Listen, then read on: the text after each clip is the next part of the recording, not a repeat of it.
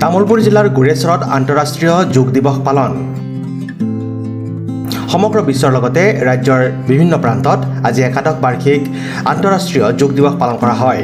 গুৰেশ্বৰৰ বেঙেনাআটি সত্ৰসভা প্ৰেক্ষাগৃহতো পালন কৰা হয় এই আন্তঃৰাষ্ট্ৰীয় যোগ দিৱস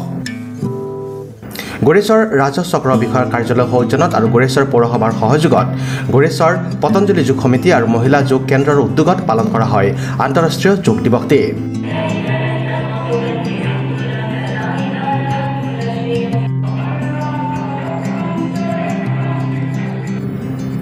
যোগ দিৱসত বৃহত্তৰ গুৰেশ্বৰ অঞ্চলৰ পুৰুষ মহিলা বৃদ্ধ ছাত্ৰ-ছাত্ৰীসকলে শিবিৰত অংশগ্ৰহণ কৰে অনুষ্ঠানত অংশগ্ৰহণ কৰে বিটিআৰৰ এমচিএলএ পবিত্ৰ কুমাৰ বড়ো গুৰেশ্বৰ ৰাজহ চক্ৰ বিষয়া ত্ৰিলীনা টাইট গুৰেশ্বৰ থানাৰ ভাৰপ্ৰাপ্ত আৰক্ষী বিষয়া দীপজ্যোতি মজুমদাৰকে ধৰি কেইবাজনো বিশিষ্ট ব্যক্তিয়ে আজি হৈছে ইণ্টাৰনেশ্যনেল ডে অফ য়োগা একাদশ সংখ্যক গোটেই বিশ্বজুৰি আজি international day of yoga observe কৰা হয় ইউনাইটেড নেশ্যনছৰ জেনেৰেল এছেম্বলিত সেইটো ৰেজলিউশ্যন লোৱা হৈছিলে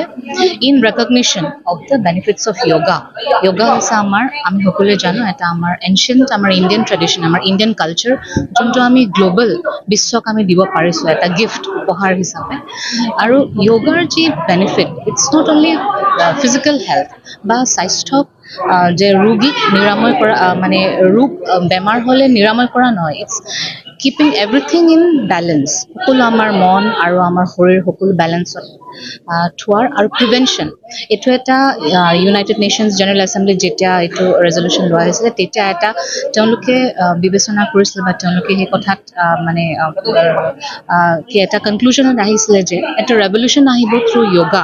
ৱেৰ তাৰমানে প্ৰিভেনশ্যন ইজ বেটাৰ দেন কিয়ৰ আমি সকলো সুস্বাস্থ্য হৈ থাকোঁ তেতিয়া বেমাৰ আজাৰৰ কথা নাহিব মনটো যদি ভালে থাকে আমাৰ মেণ্টেল ৱেলবিং যদি ভাল হয় then even the physical it translates to the physical goodness গতিকে সেইটো ৰেকগনিশ্যন আমি অবজাৰ্ভ কৰোঁ for as international yoga day আৰু তাৰে ইন লাইনছ অফ দেট আমি আমাৰ গুৰেশ্বৰ অঞ্চলতো আমাৰ গুৰেশ্বৰবাসী ৰাইজৰ গোটেই সুস্বাস্থ্যৰ কাৰণে এটা সুস্থ পৰিৱেশ গুৰেশ্বৰত গঢ়ি উঠিবৰ কাৰণে আমি ৰাজহ চক্ৰ আমিও সেই তেওঁলোকক আমি Patanjali yoga centre BTR yoga centre আৰু আমাৰ মহিলা সমিতি আছে গুৰেশ্বৰত যোগা কৰে তেওঁলোকৰ মানে উদ্যোগ আছিলে তো আমি তেওঁলোকক সহযোগ কৰিছোঁ যে আপোনালোকে ভালকৈ কৰক কামখিনি আমাৰ পৌৰসভাকো ক'লোঁ পৌৰসভাও তেনেকৈ আহিলে যে সকলো আহিব লাগে there should be massive participation য়োগাৰ বেনিফিটছ সকলো জানিব লাগে এগৰাকী মানে আমাৰ সংস্কৃত কবি এজন আছিলে ভৰত হৰি তেওঁ কৈছিলে তাৰমানে নিত্য নৈনন্দিন যদি য়োগা কৰে তেতিয়া য়োগা কৰিলে কাৰেজ মানে সাহস আহে উইচ প্ৰটেক্টছ লাইক ফাদাৰ সংস্কৃত শ্লোক আছিলে সংস্কৃত শ্লোকটো মই সংস্কৃতত ইমান ফ্লুৱেণ্ট নহয় তো আৰু যে আমাৰ মাতৃসকলৰ যি ফৰগিভনেছ থাকে ন সেই কোৱালিটি তেনেকুৱা বহুত ভাল গুণাগুণখিনি আহি পৰে বুলি কৈছে এজন ব্যক্তিত গতিকে সেনেকুৱা ধৰণৰ এটা ধুনীয়া পৰিৱেশ আমাৰ গুৰেশ্বৰত যেন গঢ়ি উঠক তাৰে আজি আমি কামনা কৰি আমি এটা আয়োজন হ'ল আজি আৰু ধুনীয়াকৈ হ'ল আমাৰ কাৰ্যসূচী আশা কৰিছোঁ আগন্তুক দিনতো তেনেধৰণে সকলোৰে ঘৰত এটা ধুনীয়া পৰিৱেশ গঢ় লৈ উঠক তাকে মই কামনা কৰিলোঁ আৰু সকলোকে ইণ্টাৰনেশ্যনেল ডে অফ য়োগাৰ মানে শুভেচ্ছা জনাইছোঁ সংক্ৰমণৰ পৰা মানে মুক্ত হ'ব লাগিলে যোগৰ দ্বাৰাও মানে আমি মুক্তি হ'ব পাৰোঁ তাৰ কাৰণে সৰ্বশৰীৰ গোটেই মানে শক্তিটো প্ৰবল কৰাৰ ক্ষেত্ৰত য়োগাও এটা বিশেষ মানে স্বাস্থ্যৰ দিশ বুলি ক'ব লাগিব মই তাৰ কাৰণে যিসকল ইয়াত প্ৰশিক্ষণ ল'ব আহিছে তেখেতসকলক দেখিলোঁ স্বাস্থ্য ভালেই আছে যিহেতু আজি মানে ই অসমবাসী বা আমাৰ ভাৰতবাসী প্ৰায়ভাগ অঞ্চলতে ৰাসায়নিক পদ্ধতিৰে খাদ্য গ্ৰহণ কৰা যায় এই ৰাসায়নিক পদ্ধতিৰে বহুত বেমাৰ আজাৰ উৎপন্ন হ'ব পাৰে তাৰ কাৰণে ইয়াক বধ কৰিব লাগিলে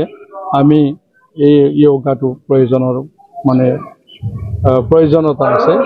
আৰু যিটো মানে নিজৰ যিটো মানে কি বুলি কয় এডুকেশ্যন ছেক্টৰত শৈক্ষিক দিশটো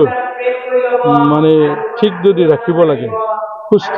সবল মন যদি ৰাখিব লাগে য়োগায়ো এটা বিশেষ কাৰ্য বুলি ক'ব লাগিব desk report news express Assam